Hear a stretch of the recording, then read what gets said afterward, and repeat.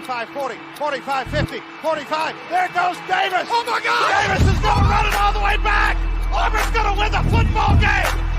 They give it back now to the 30. They're down to the 20. All the band is out on the field. He's going to go into the end zone. Four-man Alabama rush. Got him. No, they didn't. Oh, my gracious. Yep. How about that?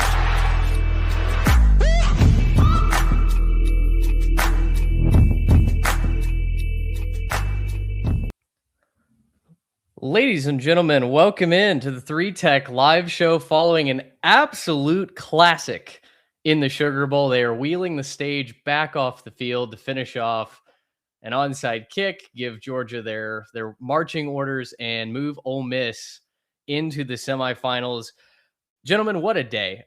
Joined by Garrett Turney, Trey Reeves, of course, but we're also joined tonight by Carter Freeman, formerly of 105.3 The Fan here in Dallas-Fort Worth, now moving on to a position with Fox. Carter, glad to have you with us on this live show tonight. And boy, you know, we got two really good football games, kind of sandwiched around two blowouts, but excited to talk football with you here tonight. Happy to be here. I appreciate you guys having me on. Mitch and I met at the Xbox Bowl a couple weeks ago, which ended up being a much more entertaining game than either the Rose or the Orange Bowl ended up being. But yeah, man, look, what we just saw with Ole Miss on our run sheet, we kind of talk about our takeaways from this weekend of quarterfinal games. And mine is that, look, the new guard is here. Like, this is the NIL era, is having teams like Ole Miss and Indiana and Miami and Oregon end up in the Final Four, because that's what we all expected at the beginning of the season, right? Where those are the four teams that were going to end up here at the very end. It's just wild names to see, but they're four teams that have used the portal really, really well. They are. I think the portal pretty apt, I think, to mention the portal as it gets ready to open here in like an hour, basically, as we record here on New Year's evening. Yeah, I think so many different layers of this onion to peel off. The semifinals, of course, set. If you are watching along with us on the live show on YouTube, on Twitter, wherever you might be, or listening the very next day on the podcast side, the Peach Bowl will have Oregon and Indiana in a rematch. The Hoosiers already 4-point favorites in that game.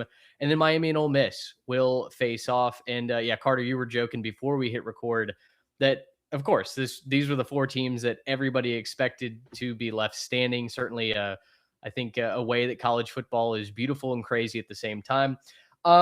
Trey, I'll kick it over to you next. As you sit here kind of digesting these four games, what would you kind of rate as your biggest storyline from this weekend?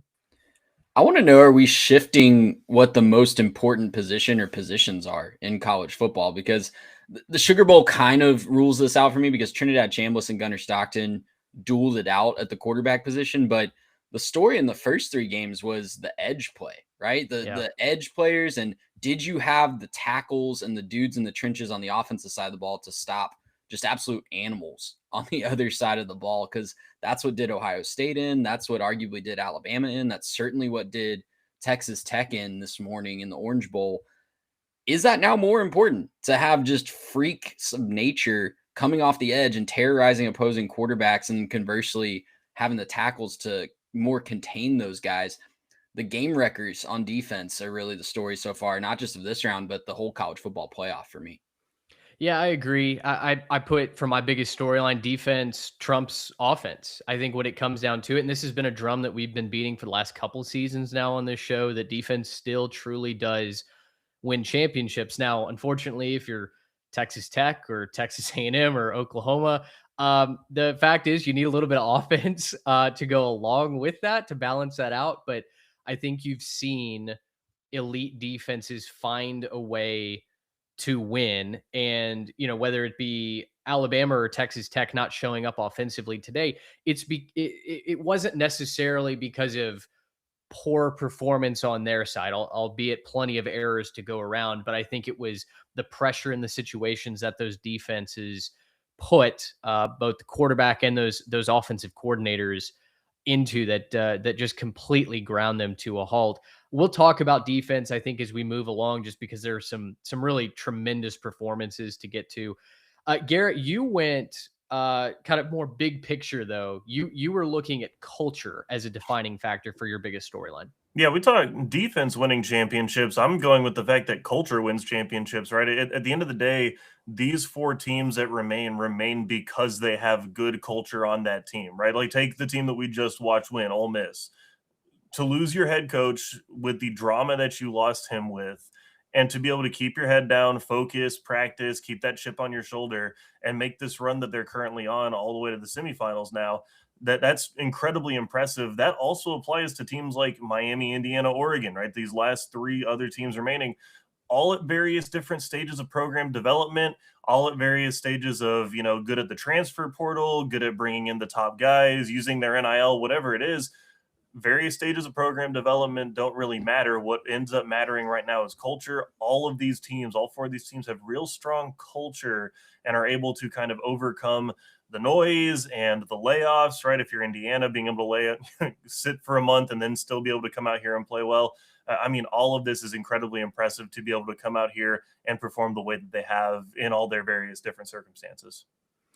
Carter, kick it back over to you as we move over to the Sugar Bowl, because I think that's the game that we've got to react to first, given the instant classic nature of it. Ole Miss takes down Georgia 39-34. It was kind of a broken coverage, I guess. Georgia not really expecting Ole Miss to try and move down the field with 56 seconds left. Ole Miss ran on the first play of that final drive and then ended up finding a big pass play down the left seam to get them into field goal range. A couple questions come to mind, so I'll throw you the mystery box first. Pete Golding has now won 2 playoff games as his first 2 career games as a head coach.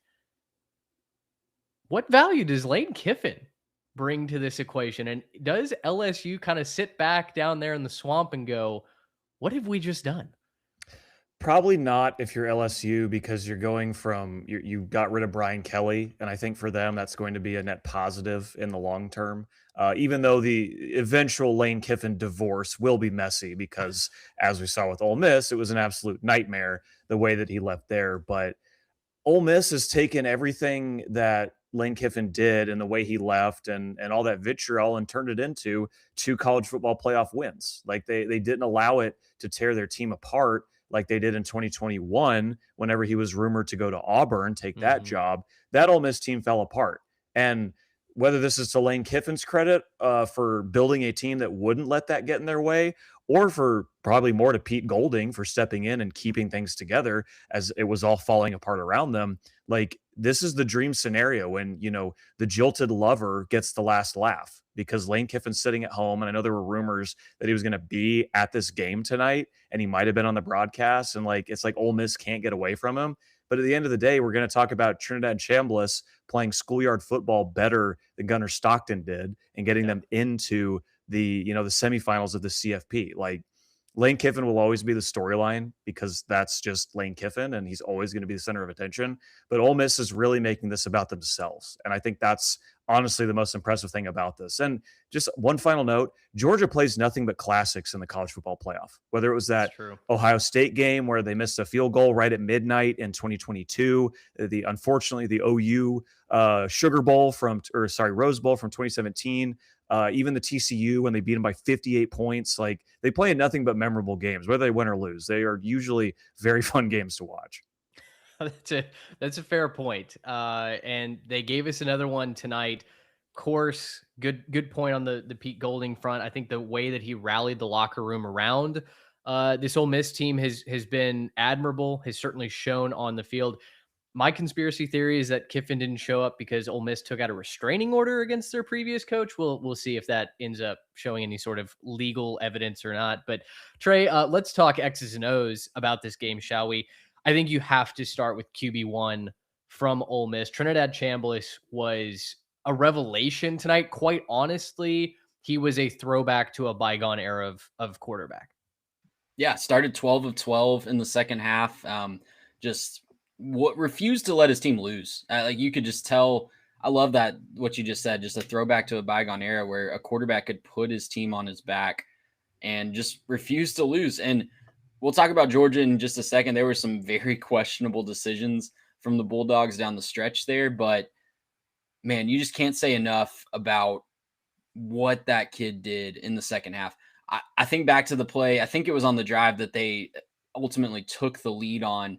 It's third down, deep in their own territory. He runs all the way back to the goal line on a scramble, looking like the guy in our intro, Johnny Manziel, just kind of chucks up a prayer, and there's a guy there, and then throws a dime a couple plays later down the sideline. Just can't say enough about the kid coming up from Ferris State that no one knew his name going into this season. An absolute afterthought. It was the Austin Simmons show. What a storyline for him to be the guy and ultimately be the reason that Ole Miss is playing in a college football playoff semifinal next week. So yeah, crazy story. Loved what Ole Miss was doing from the offensive standpoint. Quan Lacey could have hung his head after some early mistakes, but he bounced back really nicely. Had some really tough physical runs in the second half, keep the chains moving. They just kind of did what they did all season long, right? They were built on a physical ground game, getting big chunk plays through the air, and even against a Georgia defense that had suffocated everybody else on the back half of their schedule. Guys, Georgia gave up, I think, 38 points to Ole Miss the first time around. They gave up less than that in the next 5 games combined after that Ole Miss game. So that Ole Miss knows something. They've exploited something in that Kirby Smart defense, but credit to them for having a great game plan, executing it, not panicking when they give up the defensive touchdown in the first half, not panicking when they botched the field goal attempt, or not even get the field goal team on the field right before halftime. Steady presence, steady hand at the quarterback position, gets them right back in it, and ultimately delivers them the victory. Yeah, I thought the tide had turned when Ole Miss botched that end of half scramble drill. Wide receiver makes a catch. They're in field goal range, doesn't get out of bounds, tries to get a few extra yards, and Ole Miss can't get the special teams unit onto the field. It felt like going into the break that the Rebels were hanging their heads. They were frustrated, but credit again to Pete Golding for saying whatever he needed to say to get the guys focused again, because they come out, they get a stop on Georgia to start the third quarter. I mean, Georgia gets into the end zone. They're up 21-12. Even if they get a field goal out of that, suddenly you're up by 12. It's a 2-score game. It feels, I think, a lot wider than even just 12 points at that point. And yet they get out. They then turn the ball over on downs, but it was the Georgia missed field goal that Ole Miss kind of grabs momentum back. Missed field goal ends up being short from Peyton Woodring. Ole Miss scores a touchdown on 7 plays. Georgia answers with a field goal, but then Ole Miss scores touchdowns on their next 2 possessions to not only get back into the game, but obviously take the lead. They go up 10 points at that point, and then really just kind of hang on for the win in that one. So crazy stat from Trinidad Chambliss's night. Trey, you mentioned nobody knew his name before this year. He was like 863rd, I think, in the transfer portal rankings. He went to Ole Miss to be a backup. I mean, he truly had accepted the fact that he won his national championship at Ferris State. He's just going to ride it out on the bench, experience some SEC football from the Pine, and call it a career.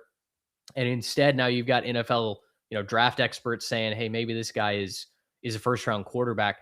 362 yards tonight from Trinidad Chambliss.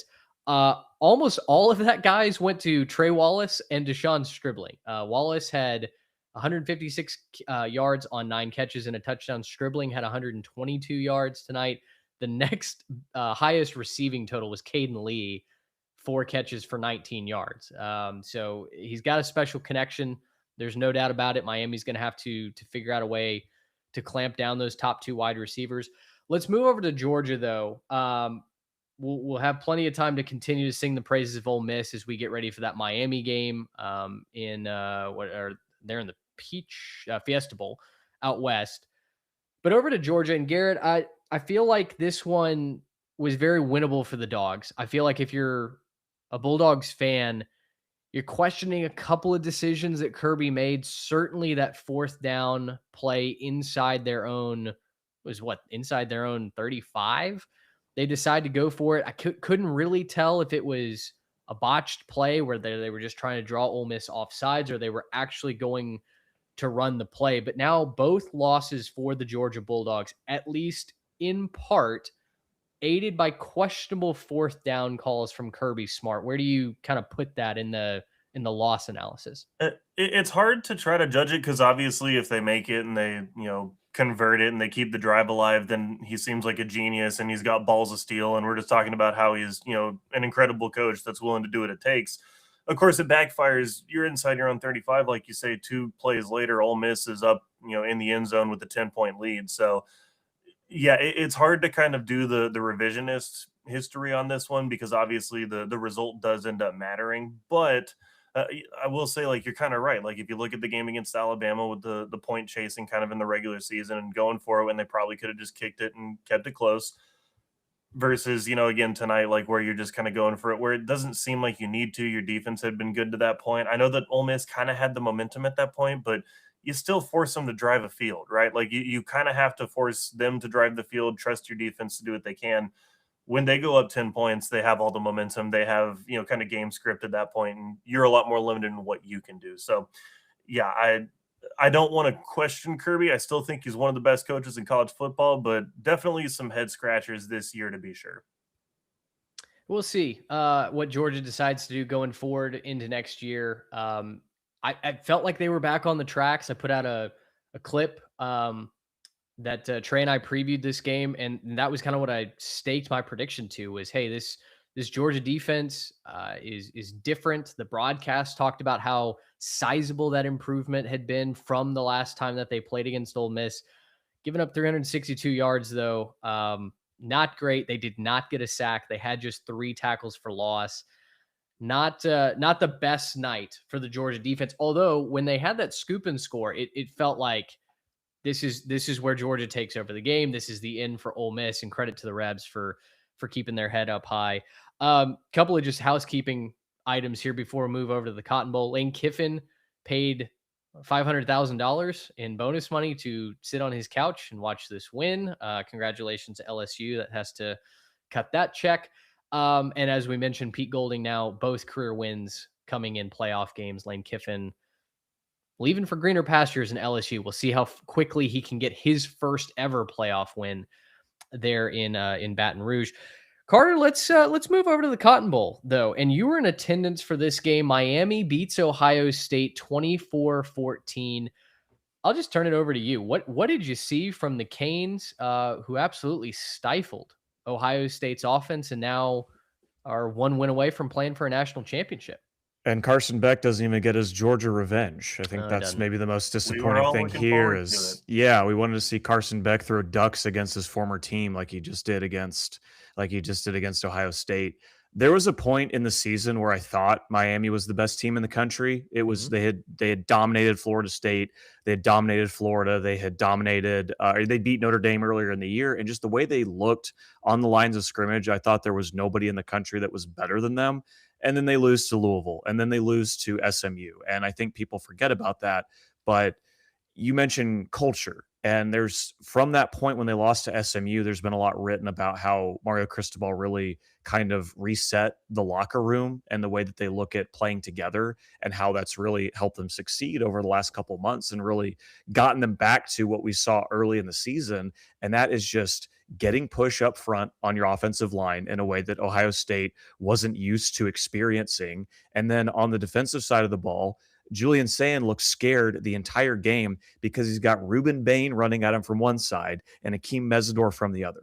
Guys, I would be terrified too if those guys are also running at me. And there was just, for a unit in Ohio State that had looked really good all season, they finally went up against someone that was a similar talent level, and I don't think they were ready for it. And this is the 3rd time in 4 seasons that Ohio State has started out 11-0 or 12-0 and lost their final 2 games, which I just think is a fascinating stat. Now, the one time they didn't do that, they won the national title, so that softens it a bit. But Miami just big boyed them. And it was something that they were always capable of, but because Mario Cristobal has lost games like he did to Georgia Tech several years ago and just other very winnable games on their schedule, you just expect that that's going to happen at the big moments. But they managed to shift that culture. They managed to get back to the lines of scrimmage, which are their strength, and they just looked like the better team all night long. I mean, it shouldn't be shocking given how good Miami has been, but because of all the precedents, it was a bit surprising.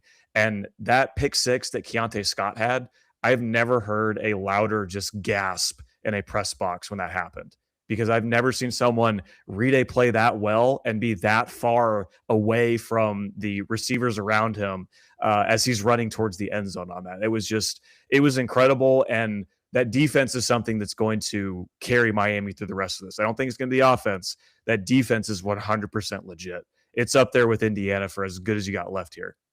Well, and so I think that's a great point. That was something that I wondered as a fan of defensive football. Are college football fans in general, should they be rooting for Miami, Indiana? Does Miami have the offensive firepower to keep up with an Indiana? All those, I think, are valid questions. We'll talk about Ohio State in a minute. I have questions for you about what you saw from the Buckeyes, but I want to ask you, what do you think Miami's ceiling is? Because on one hand, the defense is lights out, NFL style defensive line. The DBs are healthy. They're playing fast and loose. Getting Keontae Scott back has been a revelation for the Canes. On the other hand, though, Carson Beck hadn't really done anything. In College Station, he did next to nothing. In Arlington, he did just enough. He was a check down merchant, which has really been his MO all season long. But he's been an effective game manager, and working with Shannon Dawson, their offensive coordinator, that's helped the offense put up all kinds of points against ACC competition. It was good enough to put up, a couple of scores against Ohio State. But is there any concern with the lack of vertical passing game for you with Miami? Do you trust the running game to continue to rack up yards the way they have in the last two playoff games? If they go far, if they're to beat Ole Miss, it's going to be because of the ground game. I think that's fairly obvious with everything that you laid out. And like I said, Carson Beck was throwing ducks.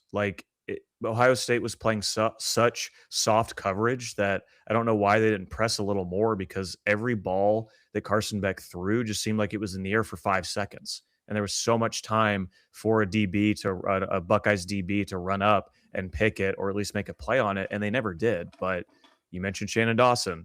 Carson Beck had an awful day in College Station. He got him comfortable in this game because he started out the game like 12 for 12. And I think that really got him into a rhythm to where Miami scores the early touchdown. Then they get the pick six. They go up 14. They go up 2 scores. And from then on out, they're a little more comfortable in what they're doing. And then at the end of the game, when they really need to salt the clock away, because they get the ball back with like 6.5 minutes left. And that's exactly what they did, is everything they were doing well in the run game to begin the game with Mark Fletcher, they were able to do it all the way at the end. And that's goes back to the offensive line, just the push they're able to get. And it's one thing to do that against Ohio State, with their excellent defense that we've seen all season. And that Ohio State only gave up 17 points, right? I mean, the other 7 came from the Ohio State offense. Yeah. And you just watch Ole Miss give up 34 to Georgia. So you like to think Miami's probably thinking we can score a little more, maybe open the playbook up a little more. Because ever since that SMU loss, they've been pretty conservative in the way they've called plays, but it's worked. But I think against Ole Miss, with an offense as explosive as they are, because you guys tell me if you feel differently, but for Ohio State having the best player in the country, their offense was not fun to watch this year. It was functional, but it was not fun watching their offense. And when it wasn't working, like last night, it loses them the game. Ole Miss is going to be a totally different beast. And I have questions if Miami can keep up if they get there, but it would be through the ground game if they're going to be able to do that. Well, and that's where I think I go back to just those game records on the defensive line, right? Because that's 2 weeks in a row. They've made Marcel Reed and Julian Sayin are not the 2 best quarterbacks in college football by any stretch of the imagination. I would love to see those dudes on the Miami defensive line go up against, we get to see against a really good quarterback in Trinidad Chambliss, but maybe the Heisman winner in Fernando Mendoza if they both make it to the national championship game. But those guys, I think it was David Pollock that tweeted either right before the half or right after the half, There was a wide open Cardinal Tate for like a 90-yard touchdown bomb. Like just no one within the vicinity of him. But Julian Sayin is so worried about the guys just breathing down his neck that he can't find him. And Aggie fans don't need me to tell them that you can see that on the tape with Marcel Reed from the first round, right? Like that, there were so many throws that were there, but when you have guys, or even if they're not giving you pressure on that play, if they've just been breathing down your neck all day long, you're feeling it even if it isn't there. And that's what gives Miami the high, maybe even championship ceiling for me. But Carter, you hinted at this too. The running game has just been a huge thing that they found the last 2 weeks. I think, Mitch, was it you that tweeted from our account that it's 20% of their rush yards for the whole season have come in the last 2 weeks? Nearly 20%. Yeah, it's their offensive line has been one of the highest graded pass blocking units in the entire country. But when it came to moving the pile and opening up running lanes, not necessarily their MO. They hadn't been bad at it. They had multiple games where they rushed for over 200 yards, but it was inconsistent. They started to play decent competition. Suddenly it's an 83, it's a 74. The yards were not there. They've found something against a top now 40 at the time, top 30 rush defense in Texas A&M and a top 7 rush defense in Ohio State last night. Yeah, I mean, coming into this game, even if, their offense, scored 17 points, Ohio State was giving up just over 8 per game. Right. Like it's an incredible offensive effort to double up a defense like that. Well, and Trey, I want to boost your point on the defensive line for a second, because I looked up a couple of these numbers because I was just curious how they'd performed. They got 12 sacks in just the 2 games against the Buckeyes and Aggies. Combining both Ohio State and Texas A&M together, they only gave up 23 sacks in 25 games. That's a little under a sack a game for both of those teams when you combine both their numbers together. Again, 12 sacks in 2 playoff games against the Miami Hurricanes. It was a total game change. It completely flips the script, right? 2 teams that were used to having a quarterback who could operate in the pocket and operate the offense and be able to stay on schedule, all of a sudden turns into scrambling around, running for your life. This is a different type of attack from the Miami defense. It absolutely is. The edge rushers have been on another level. You throw in getting Conte Scott back in that secondary. Miami's feeling fast and free, I think. And then on the offensive side, Shannon Dawson, as we talked about, has found just enough. Malachi Toney's obviously a great weapon. They've got CJ Daniels as well, but I don't think they've used those guys out wide to the effect that we all kind of assumed they would, right? When you say those names, certainly after the season that Malachi Toney had, you think a little bit more open passing attack from the Canes. And that really is not the case. They've got to be in a rhythm. Carson Beck has got to feel confident in where he's going with the football. I think there's a whole conversation to be had about what he's going to do at the NFL level. But in this instance, with a defense that's turning into the 85 Bears, anchored by one of the best defensive lines in the country, I'm excited now to see what they're going to do against Ole Miss. Now, I do want to talk very quickly about Ohio State, because I did see some posts online about, Julian Sayin was always in, mid and not a very good quarterback this year. And Carter, I'll kick it back to you because I want to know what you saw from the catbird seat. I don't think I ended up hitting publish. I wanted to post pushback to that because statistically, Julian Sayin was, I believe, the most accurate passer in America this year. Now, did he play anybody really worth their salt over the course of the season? No. We can all agree that Ohio State's schedule was Charmin soft for 95% of it. But to just say that, well, this kid was bad and it was always going to be a disaster for me, and this was coming from a talking head of college football, to me felt very reactionary, knee-jerk, uneducated, hot takey. Did you see just blatant struggle, or did you chalk it up to, hey, this kid's a redshirt freshman and he's got a lot of potential? And he's got a freshman running back as well. Like, that's one thing about Ohio State's offense this year. They didn't have Travion Henderson. They didn't have some of the great, experienced backs of their past, right?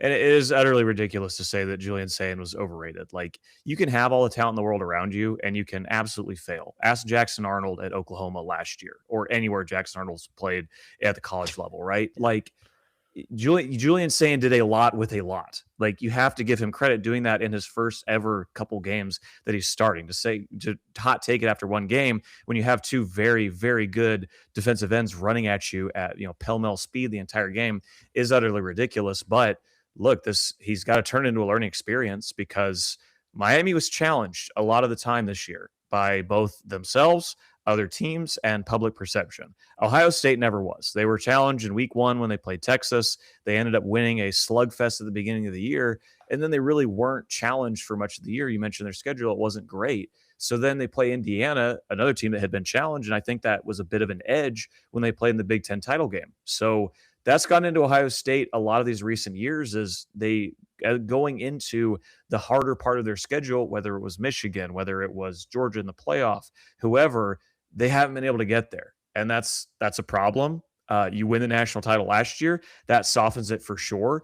But that Ohio State team went through some adversity. So it's one of those things where it's not their fault. The Big Ten, outside of the top 4 teams, isn't really worth a damn, but they can only play who they play. And if they're not ready for these moments, then you're going to kind of see more of this. But I wouldn't put a lot of that, all of it on Julian Sayin. And I still think he's going to be really, really good, especially because he's got one more year of Jeremiah Smith to throw to at the very least. That's a good point. Yeah, Carnell Tate will leave for the NFL this year. Jeremiah Smith undoubtedly will go next year. To your point, no running game to speak of in this game, only 45 yards. They shut down Texas A&M, which running had been their bread and butter all year long. So Miami certainly rounding into form at the right time. I think their defense is what I envisioned Georgia being by this point in the season, and truly expected them to lean on that pass rush a little bit more today. You look at the season totals, and they're 104th in getting to the quarterback, but they had been trending in the right direction. Miami not only is trending, but they're performing at the biggest stage. And despite all of my worries and concerns with Mario Cristobal when it comes to managing the clock in clutch situations, it's hard to get through that defense. It's hard to get points on the scoreboard regardless. So Miami and Ole Miss will be certainly, I think, one of the better semifinal matchups that we've had. I just looked at the opening line for this game. Do you guys have a guess at what the line opens for in the Fiesta Bowl? Miami -4. Okay. I would say Miami minus like 1.5. Yeah, I was gonna say like 2.5. I wouldn't quite put it at 4, but yeah, that's ambitious.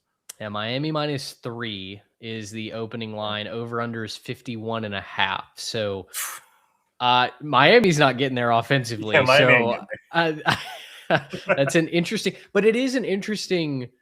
That's an interesting thought experiment, right? If Miami is favored by 3, but the over under is 51.5, they're saying Miami's going to put up some points at the very least, right? Yeah. Yeah. 27-24 somewhere in there. Yeah. And Yeah. Ole Miss has given that up, and They have. Look, they just gave up 30 something to Georgia. I know they played Tulane in their first game, so not the most vaunted offense, but the Ole Miss strength this year has been their offense, not their defense. They have players on defense, but it really felt like last year was the year that they went to the portal and got a lot of guys that the Walter Nolans of the world that were supposed to really push them. This year, maybe not so much. So. And look, any offense with Malachi Toney and Mark Fletcher running the way he's been running, and like we mentioned, Carson Becky's experienced. He might not have the sexiest arm in the world, but he definitely getting the job done right now. And I think I'd still take the under if I was a betting man, which I'm not. But that's very interesting. 51.5. Well, and that Ole Miss can be run on, and we'll do a full preview. We don't have to hash all it out right now, but Ole Miss can be run on, and we've talked about the Miami run game, and Zachariah Branch tonight had a lot of success in that screen game. I'm sure Malachi Toney is going to watch that film and lick his chops a little bit. Well, that's what Miami came out doing early, right? That's where they want to set the tone, is those RPOs, that screen game. So you're right. I think there's a lot of yards after the catch that Malachi Toney is looking at dead in the face, but we'll preview that game at a later date. Garrett, this can be your end point, because I think next let's go to the Cotton Bowl. And Trey, I will let you take your victory lap here as Oregon decimates my Texas Tech Red Raiders 23-0. The Red Raiders don't even get on the scoreboard. We get skunked in the biggest moment. You had picked Oregon to win this game, and you had highlighted a couple concerns about Texas Tech. Who have they played? They haven't finished drives. Is Baron Morton actually going to be the guy under pressure? All of those items kind of created a beautiful storm in Miami Gardens, and the Red Raiders just could not get out of their own way. They had just 88 yards in the first half. They turned the ball over, I believe it was 4 times last I checked, maybe 4. I think with the turnover on downs, a couple of bad picks, a really bad fumble, and just no pass protection to speak of. So talk to me about the Oregon Ducks, who are moving on. They certainly seem like they're rounding into championship caliber form as well. Yeah, first of all, not a victory lap I want to do. Like I said off the top in the preview episode, I'm rooting for Tech. I'm very fond thoughts about Texas Tech. I'm happy I got the pick right, I guess, because that gives validity to our show in some form and fashion. But I mean, it goes back to what I've been saying on all these other games, right? Like the Oregon had game wreckers on the defensive line and in the defensive backfield, right? With anytime you have a true freshman forcing 3 turnovers, that's just an awesome story in its own right and going to be really hard to overcome. But yeah, I mean, this is a situation where I don't think that Oregon necessarily looked crazy impressive, especially on the offensive side of the ball, right? Because Texas Tech's defense did not lose them this game. Texas Tech's defense time and time again went out there when the offense put them in a bad spot, either forced a field goal attempt or got the ball back for the offense. At least 7, probably more late of Oregon's points came from either direct turnover when Uyonglele returned it all the way down to the 1 or turnover on downs when Tech was getting desperate. So this game was a lot closer than the 23-0 final score because of the Tech defense. But again, when you haven't been tested like Tech hadn't been tested, Tech had not seen a defensive line like they saw today. Tech had not seen the athletes on the outside like they saw today. And their offensive line just wasn't ready for that. And that was really the story for me. It sure was. And I do want to give that hat tip like you did to the Texas Tech defense. I felt like they played an elite ball game today. It was not their fault that they lost that. And Carter Garrett, if you guys want to jump in as well, it truly came down to me to, as we've been talking about all night, the edge rushers from Oregon, and not just the edge rushers. I'll say the full front 4, because Oregon early was disrupting Baron Morton straight through the A gap. I mean, it was defensive tackle or Mateo Uyunglele coming up the A gap. It was inside and out. Morton was running for his life, and it felt like there was no answers out wide because Oregon was walking corners up to the line of scrimmage, and they were pressing the Red Raiders receivers in a way that I just felt like they had not really had to answer for all season long. And so in that way, it felt like kind of a worst case scenario for Texas Tech that they just could not get off the mat no matter how many times they tried. Yeah, that's how Brandon Finney Jr. gets 3 turnovers, is because of that stuff. Yeah, And great game. Early in the game, it was Texas Tech's first possession. They went 3 and out in like 40 seconds, it felt like. And they were playing. Oregon had a nice long drive, and Tech holds them. They get the field goal, and Texas Tech comes out and they play with like their pants on fire that they lit on fire themselves. The game plan didn't make any sense to me, just because you'd never been in this moment, and you looked like you'd never been in this moment. And that's supremely disappointing I know Texas Tech hadn't played a defense like this, but they've played well all season. And it's one thing to just stick to what you do well and not get away from that. And it just felt from the get-go, Tech was trying to do too much on offense, and they were just putting their defense on the field way too much. And it was a absolutely Herculean effort by that Texas Tech defense to keep them in this game. Like even late into the fourth quarter, they were technically only down 2 possessions, right? They were down 16 because you mentioned the offensive struggles for Oregon. Like Oregon won this game for sure. They looked awesome on defense, but their 2 touchdown drives were off the Uiagalelei, was it a pick? Was it a fumble return? I Just don't a exactly strip sack, took it out of his strip hands. whatever. It Yeah. was a very funky looking turnover, but they score the next play on a 6-yard rush, and then their only other touchdown is when the game's already out of hand with like 16 seconds left. Like Texas Tech did a ton, their defense did a ton to keep them in this game, and you can't win a game when you only have half of the ball like done right. As an OU fan, I know that all too well by this point, Oh. but that is concerning to me for Oregon going forward when team we're going to talk about in a bit, Indiana looks like the one really complete team in this entire thing, and Oregon's got weapons galore, and that will keep you in games a lot, but they went for it on 4th down 8 times and they only converted 4. They were 50-50. And some of the 4th downs they went for, I just was like, I would take the points here. And Dane Lanning, I've seen in the past, the season that Washington went to the national title game, Dane Lanning was just doing dumb stuff constantly on 4th down in those games. And I maybe don't trust him as much as I think the rest of the country does when it comes to situations like this. He's got a little bit of Riverboat Ron in him for sure. Yeah, when I saw in the final Dapper box Dan. score, they went for it on 4th down 8 times, including that fake punt, which was brilliant, which was a cocaine dealer's fever dream. That worked great. A couple of the other play calls I'm with you. I was curious about. Now, Garrett, the offense at times looked like they could move the ball, and they had Tech chasing their tail a little bit. But my concern for Oregon going into a game against Indiana, the offensive line in pass protection, especially on the edge at tackle, looks a little bit susceptible. Isaiah World was getting his brains beat in at times by Romello Height. David Bailey, David Bailey on the other side had himself a game. Folks were saying that he earned himself a top 5 draft selection with the game that he had. Go look up his final numbers. They were gaudy. So talk to me about Oregon. You've been the Duck truther all season long. Some positives, I think, to take out of this game for the Ducks. Also some concerns. Where do you land as they get ready to take on the Hoosiers? Yeah, man. If Oregon fans have made it this far, okay, here, listen to me. I'm about to give you your little bit of your gas up, okay? Because I have been the Oregon truther this year.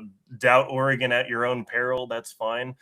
To me, I think this team's just getting better and better, and I don't want to do the both sides of my mouth thing, right? Texas Tech's defense played a heck of a game. They came to play.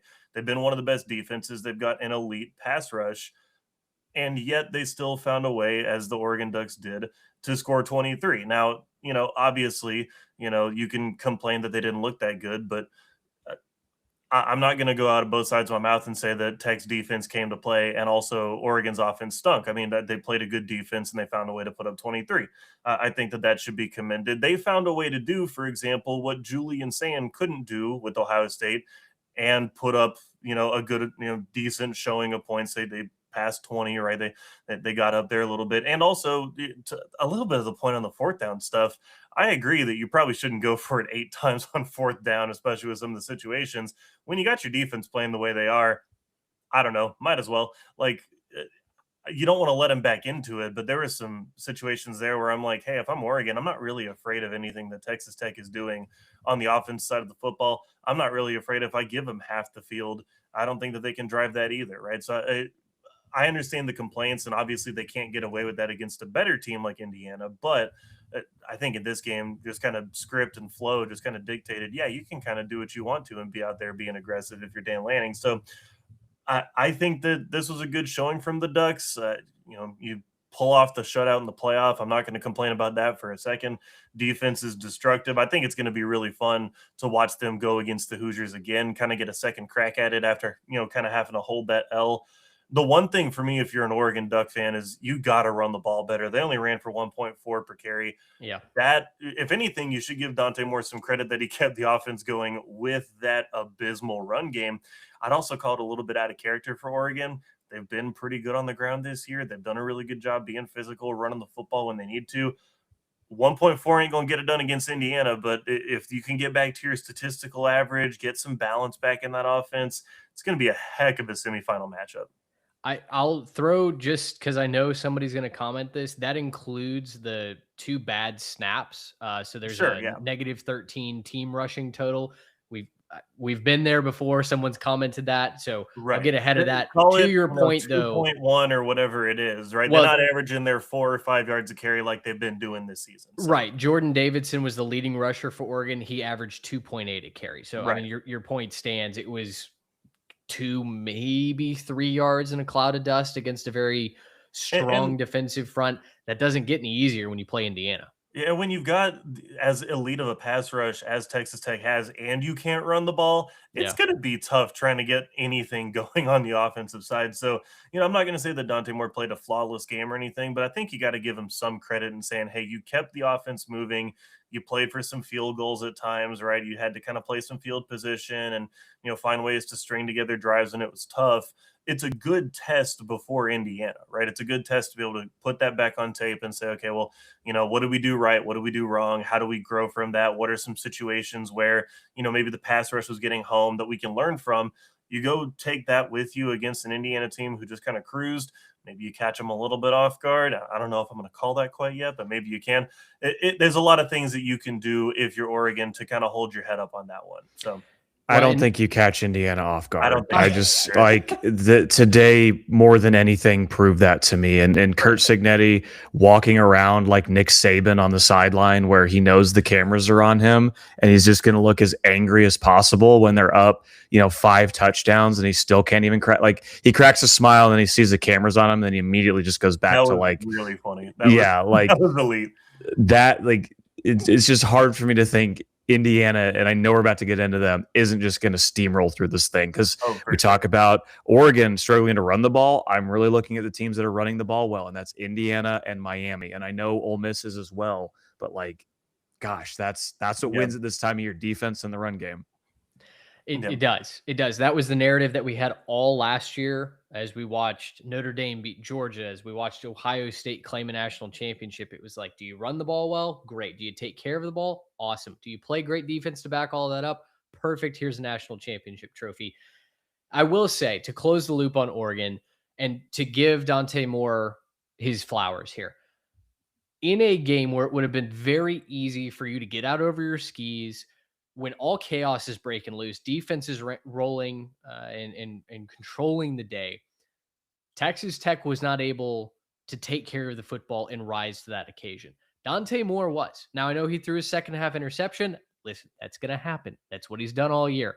But beyond that, with some bad snaps, with some coverage disguises, with a lot of heavy blitzing that came from the Red Raiders, Moore kept the football in the possession of the Oregon Ducks. And that's the point that you've been making, right? It wasn't sexy. It wasn't the thing that's get him drafted first overall, but he did enough to win. And I think that is kind of the Carson Beck model too, right? Like if you're looking at the game plan for Miami and going, yep, this is how we ride to victory off of Carson Beck's arm, I don't really know what you're looking at. But Dante Moore not only has the ability to throw the ball deep, but he can also take care of it. He can use his legs. He's a game manager that has a rocket for an arm. And when he needs to, like we saw all season long, he can thread the needle and fit it into those tight windows. That, I think, is your great hope. If you're Oregon on the offensive side, you've got a defense that can harass the quarterback and can get to the passer, it can stop a running game. What can your quarterback do to answer the bell? Today, I felt like it was just enough from Dante Moore. You're going to need to see him kick it up into that next gear, though, when they take on the Indiana Hoosiers. And this, I think, is the end point where we now talk about the Rose Bowl. And, well, it was fun for all of 30 seconds. We wondered if weather was going to be involved.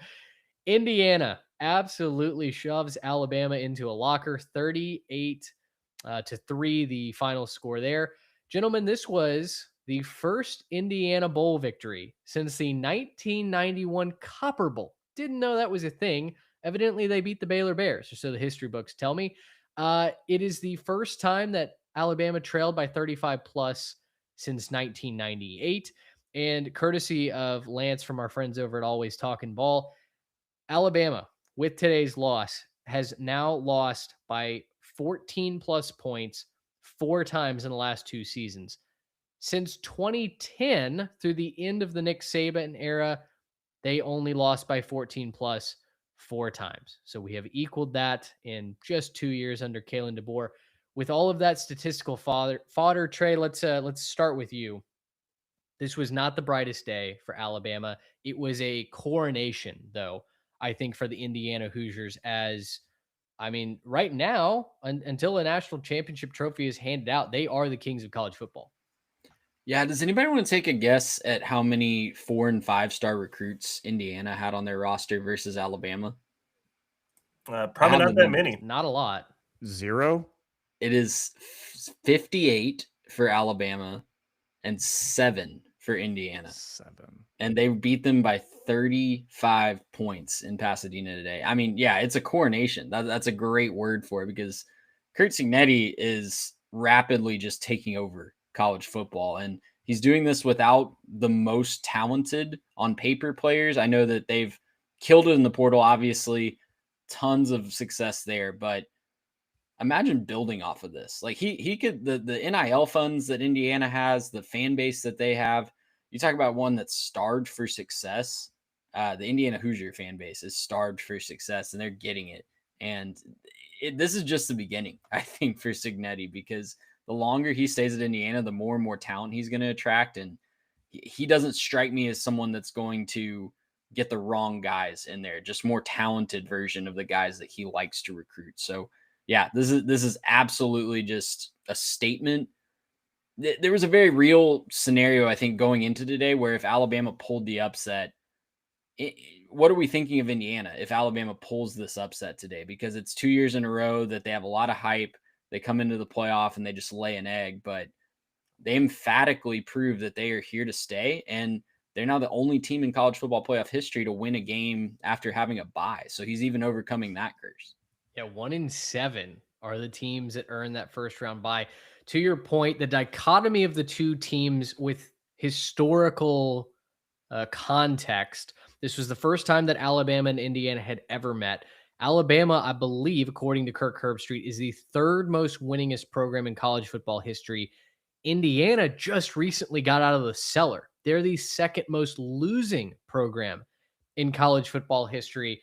And yet, Trey, as we joked about on the preview, Alabama felt like the David to Indiana's Goliath today. And boy, that did not go according to the biblical passage. Alabama was outmatched from the very get-go. Ty Simpson was running from his life. Of course, Alabama was not able to run the ball. We knew that wasn't going to be a factor. But it looked like, and they even did some still shots of the coverage that Indiana was throwing. Bryant Hayes, tip of the cap to Bryant Hayes, defensive coordinator for Indiana. He had Alabama in hell. It didn't matter if it was Ty Simpson or Austin Mack at quarterback. They disguised their coverages and their blitzes so well that Alabama would come out of play action, or they would come out of a straight drop, and you would freeze the frame, and there was nowhere to go with the football. I mean, it was just a gift-wrapped coverage sack. It felt like on every single key down. That is not only the right players in the right places, but it's the coaching staff that I don't think is getting enough of the credit outside of what Curt Cignetti is doing. Indiana has absolutely everything going for them right now. You've got Fernando Mendoza, who threw more touchdown passes than he had incompletions today. The running game is clicking. The offensive line won the MVP for the Rose Bowl today. You've got just an elite unit up front. What was Mendoza calling them in his post-game press conference? The Hoggies or something like that. It was some really uniquely Fernando Mendoza term for his beloved offensive line. The defense has been shut down. They hold Alabama to 3 points. It was a painful 3 points at that. The Twitter comments were gold. I mean, this team, guys, feels like the team of 2025 destiny. Are we all on the same page that it feels like it's Indiana and the other 3 teams at this point for the national championship? Absolutely. I mean, Trey and Garrett, tell me if you feel differently, but before the CFP started, I thought we'd get Ohio State, Indiana again in the title game. That was my official pick. I thought I would want chalk. I thought we'd just get 1-2. And I think Indiana's going to hold up that end of the bargain, because There's no part of their game where they look weak. And it's I said this a lot on Fan University on 105 through the Fan this last fall. We have normalized how good Indiana is. I just don't think like we still don't lend all the stats, Mitch, that you mentioned. Like they're the losingest program in the sport at the FBS level up until now. Like it is not normal for them to do this. And I just cannot, it's still hard to fathom that Indiana of all schools has become this Alabama esque team where they just run roughshod. They do everything better than you. And it was even funny how like the Midwest followed them to Pasadena. That's what it They felt did. like. Like I went to South Bend, Indiana for a Notre Dame game earlier this year, and it was gray, it was dreary, it was a little drizzly, and I'm like, that's Indiana. And of course, it follows them out there. It's just everything is coming up their way. So yeah, like 16-0 Indiana is like three. Those are words that should never be said together, but it seems inevitable. See, I'm just trying to figure out how, we have the fun Cinderella team feel good thing and also the clear cut number one at the same time. Like we're all, I think, as a collective rooting for Indiana to win the whole thing because it would be fun and it would feel good. And oh man, they just turned it around in a couple of years. But they're also obviously dominating everybody else, right? Like I don't think that there's any question about that. And I think that it would be shocking at this point if they lost. And you got to give your roses to whoever you need to, right? Pun fully intended. Kalen Black, Roman Hemby did a great job on the ground. I mean, they're just a dominant, 1-2 punch in the run game. Mendoza was sharp. He looked really good. He wasn't necessarily used as much today, but didn't necessarily have to be used as much today. Mitch, like you were talking, like the defense just forced the issue, right? Bama was absolutely in shambles. They couldn't figure anything out. This is a fantastic team who it's weird to have a team this dominant and this good be the team that everybody's just rooting for because it feels nice. And we're like, yeah, you go, little guy. Like, this isn't the little guy. This is the dominant team in the Big Ten who's, marching their way through everybody on their way to a championship. It's awesome. With no 4 and 5 stars. Like Right, was yeah. mentioned earlier, like that, I think that's part of it is they are so dominant, but they're doing it with guys you've never heard of before. And I know some of the guys on the team this year were on the 11-1 in the regular season team from last year, which of all the teams early in that first playoff round last year, they had the closest loss. They only lost by 10. So Right. there's and we talked a ton last year how they didn't play anybody. And when they played Ohio State, they got blown out.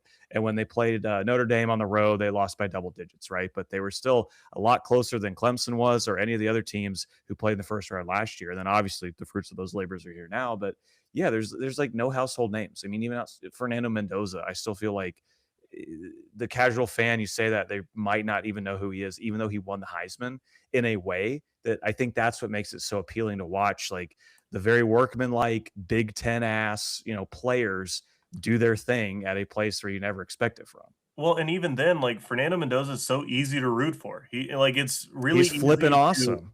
Yeah, it's easy to find these like high level quarterbacks who win the Heisman and they're like kind of a jerk. And you kind of just know, like, yeah, I don't think I'd like hanging out with him for more than 5 seconds. But I see Fernando Mendoza out there and I'm like, yeah, I want to go hang out with that guy. I want to go drink with him after the game. Like, it seems like a fun guy to just kind of hang out and kick back with. He looks like he's having fun. He rides that line of like has the intensity where you can tell he's having fun, but it's not affecting the way that he plays the game and he's not making stupid mistakes. He's just really easy to root for. And that goes for a lot of that team. Absolutely. And he gets to go home to his model trains after it's all over, right? So it's a win-win. The way that Indiana managed this game outside of guys the first and third down of the opening possession when Alabama brought the house, they got Mendoza on the ground twice. Outside of those two plays, there was never a moment where I felt like, okay, now what does Mike Shanahan do? Offensive coordinator for the Hoosiers. Where does he go next? They took away this, so what's his answer? It was whatever Indiana wanted through the air, on the ground. And to your point, Kirk Herbstreit was mentioning this on the broadcast too. It's a lot of guys that did not get the 5-star rating coming out of high school, right? Roman Hemby transferred away from Maryland. You had a bunch of guys follow Kurt Sinetti from James Madison. Nobody was ranking those guys highly. And yet it all comes down to the coaching, having players be in the right situations, the culture, Garrett, as you mentioned off the top of the show, all of that beats star rating any day of the week. And I think that's what's so special about this Indiana team is, yes, they are a talented group of guys that are coached very well, but they all like playing for Indiana. They mentioned it multiple times in the Rose Bowl ceremony. This was the best day, best game of their lives. And you know what? The next game has the opportunity to be the best day, the best game of their lives, best day, the best game of Indiana fans' lives as well. So, a lot of those fans that watched Indiana go 0-12 in campaigns in years past, they've got to be just drinking all this up. First ever Rose Bowl win, first win over Alabama. So much history for this Indiana team. With all of the, fanfare and the roller coaster of success that Indiana's been on these last 2 years, I think we have to wrap this show with whatever the heck is going on at Alabama. And I'll say this, I want to go off the top here and then I'll kick it over to you guys. I will plant the flag that the Kalen DeBoer slander needs to stop at he's a bad coach. He's not a bad coach. He's won everywhere he's been. He got Washington to the national championship game just a couple of years ago. What I do think is fair is the fact that this Alabama team, guys, we've got to reroute our brains. This is not the Nick Saban Alabama. It's not the same program. It's not due the same respect. It's not due the same reverence on a football field. The Nick Saban Alabama is a legacy program at this point. And what Kalen DeBoer has at Alabama is a completely different team that, quite frankly, I'm not really sure should be considered amongst the elites in the SEC right now. They have not proven that in these first 2 years. Can they get there next year and beyond? Absolutely. Absolutely. There is as much talent at Alabama as you will find anywhere in the country. But this program right now, to me, not that much better than, a team like Missouri or South Carolina that can have a really good season, but then what do you expect from them on a consistency basis? So that's what I need to see from Kalen DeBoer this offseason and going forward. I'll defer to you guys. Open it up. Where do you kind of find yourself leaving Alabama as we turn the calendar to 2026? They're such an interesting program because I think most people think Alabama just inevitably is a national championship contender every year throughout their whole history. And they've had down periods in not so recent past or not so distant past, I should say. And I think they're just a symptom of the greater college football ecosystem, right? Where what made Alabama so dominant for so long is they had elite coaching from Nick Saban and a long line of coordinators that came through there. And they were stacking talent. They had guys that would start for most other SEC teams on their third string. And no one has that anymore. Like, you cannot build that kind of depth in the NIL era because somebody's just going to go offer a bag to that kid that's sitting on the bench and not getting playing time. So everybody has to adjust their expectations. Alabama fans are going to have a harder time doing that because they're going off a generational run that's literally never been done before in the history of college football. I don't know. It's going to be interesting to see what Kalen DeBoer does to bounce back from this because he kind of already played the switch the offensive coordinator card, right? And we kind of already thought that, hey, we're getting a quarterback that maybe more fits his system. And maybe he can recruit better quarterbacks than he could at Washington. You can obviously find a lot of what you need through the transfer portal these days. Alabama can play that game too, but I'm really interested to see what he does this offseason to get them more looking like their former selves and contending for championships. Because if they're not contending next year, it's going to get really iffy in a hurry. Even when he was at Washington, especially during that 2023 season, because that's like one of my greatest calls ever is that Washington was going to be really good that year. They were going to go to the national title game. So I watched him a ton. That team loved to play in close games. And because they had Michael Penix and Rome Odunze and Braylon Trice and a bunch of dudes who'd played at Washington for like 17 years at that point, they were able to get away with it. Now, when you don't have that, when the rosters shift over as much as they do and you're not able to keep as many of those players, like you mentioned, with how a lot of these kids who would sit in the past are going to leave and play elsewhere, you can't get away with that, especially when you're playing SEC teams week in and week out. And I'm not a like I think bad teams are bad teams no matter the conference. I think bad SEC teams are just bad football teams. But you can't say they have more talent than maybe what Washington was playing against Wazoo or when they're playing Oregon State or what may have you. So I think there were things that DeBoer got away with when he was at Washington, even the year before they went to the national title game, when they still went 11-2, but there were a lot of close calls in there. Those are things that are not going to be they're going to be obviously much more scrutinized at a place like Alabama. And thus far, he's not shown that he's gotten away from that and losing like games that you expect him to win a lot.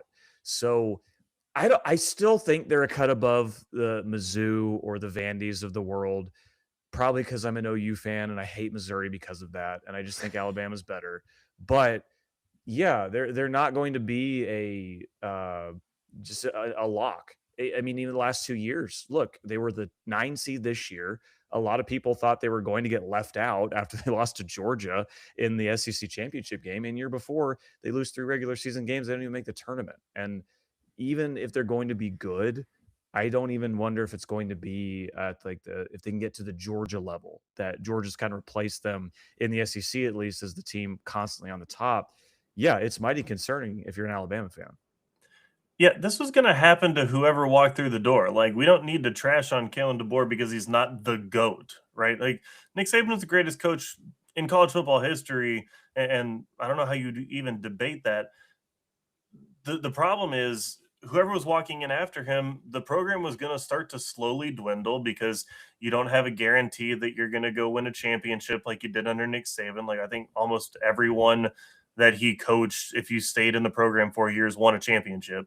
So you start with that, and then you end up with, okay, well, you know, you have a very good football coach who shows up and he's just a very good football coach, and you're going to be a very good football team, but very good isn't the dynasty that Alabama was. So it's going to look as a comparison like they're terrible and like it's over and everything else. And it is over. Like, the Nick Saban era is over. It's been over, and you're going to watch it slowly kind of dwindle, and they're going to just return to the pack where, you know, every now and then they'll have the right, you know, kind of converging of pieces where they get a veteran quarterback and an experienced offensive line and some good playmakers, and they'll go on a run. And that's what happens with all football programs. They're just not going to be elite every single year like they were under Nick Saban, and that's okay. I know that hurts for Bama fans. I'd try to feel bad for you, except you got Nick Saban, so I can't. So there's that. But yeah, Bama's over. Like, as a structure, Bama is over. That's it. It was a good run. Congratulations. If you want to talk about next year, how about learn how to run the football? That could be a great place to start. Their leading rusher today was Ty Simpson, and I rest my case right there. That he ran it like 3 times for 17 yards, and he ended up leading their team in rushing. I think that last one was the one that put him over the top. So again, like, this is just what they are. This is what Alabama has become, and that's okay. You're a very good football team who every now and then will make the playoff, like the rest of us. Okay, the rest of the college football world welcomes Alabama back to the middle of the pack as we kind of sit there and wonder who's going to win it this year.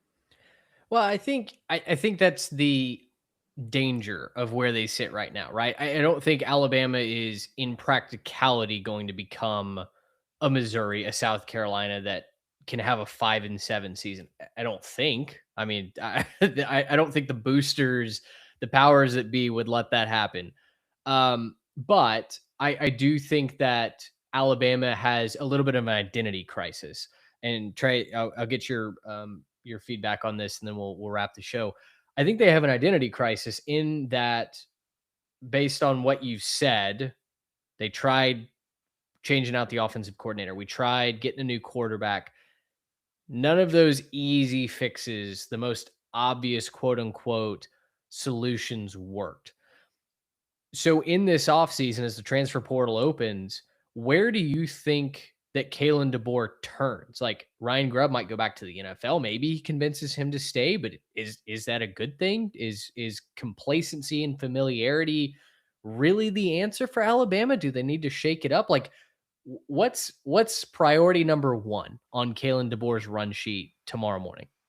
Figuring out how to run the football. I like that I don't want to oversimplify it, but if they have a run game like they did this year, next year, then they're going to be struggling to win 8 games because their schedule is more difficult. next year. And they kind of got the benefit of the doubt with some teams that ended up being worse than their little number next to their name when they played them. And I don't think that's going to happen next year. Alabama has a very tough schedule next year, and they're going to have to learn how to run the football. So whether that's getting the best running back in the portal, whether that's getting the best offensive lineman in the portal, adjusting the scheme, I don't know. That's why they pay Kalen DeBoer a lot of money to figure it out. But that's where it's got to start for me. Yeah.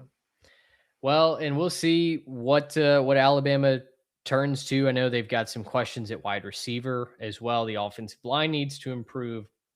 Secondary looked good at times down the stretch, but I'm sure there are questions that Alabama has there as well. I know a lot of really sad Alabama fans today, especially after the historic whooping that they got. But I think the closing note that I'll leave on, so it's not just sad to wrap up the show. The final four teams, guys, just once again, are Oregon, Indiana, Miami, and Ole Miss. If you had presented those four teams at the beginning of the season, you could have squinted your way there, but it would have been really hard to ignore the Georgias and the Texases. Penn State, Clemson were getting all kinds of hype, right? LSU.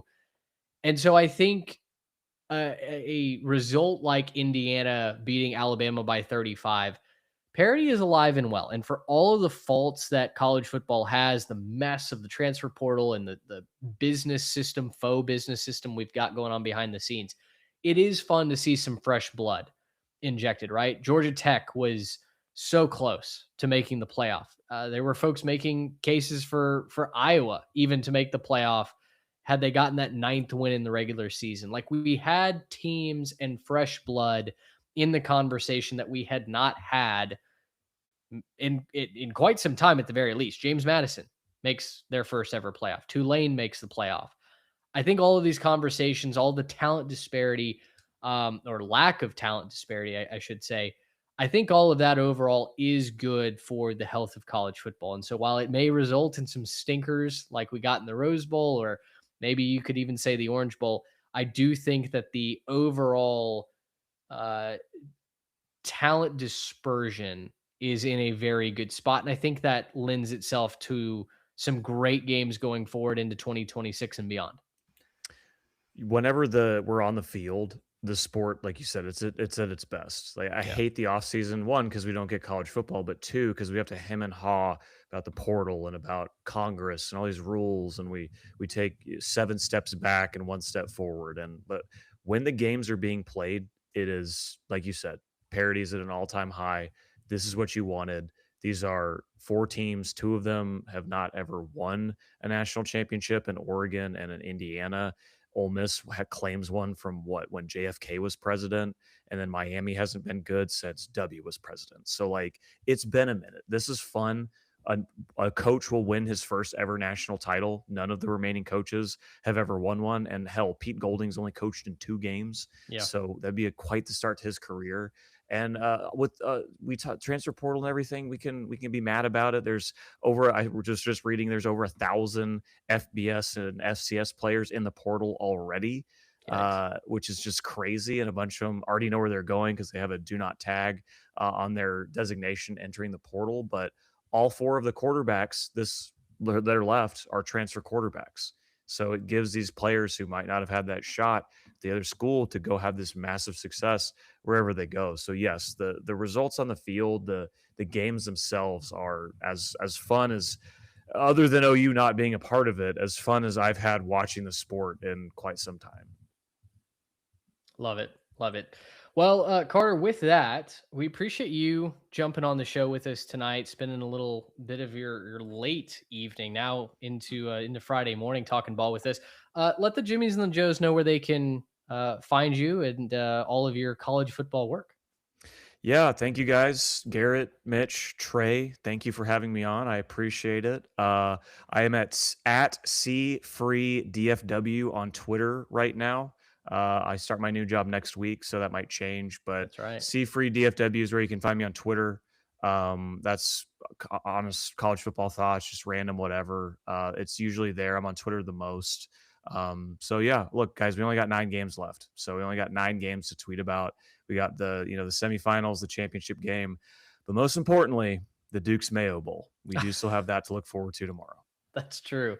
That's true. Full slate of games. We'll actually be out at the Armed Forces Bowl covering that. So we're right there with you. All football is deserving to be on our TV screens, and that's exactly the plan.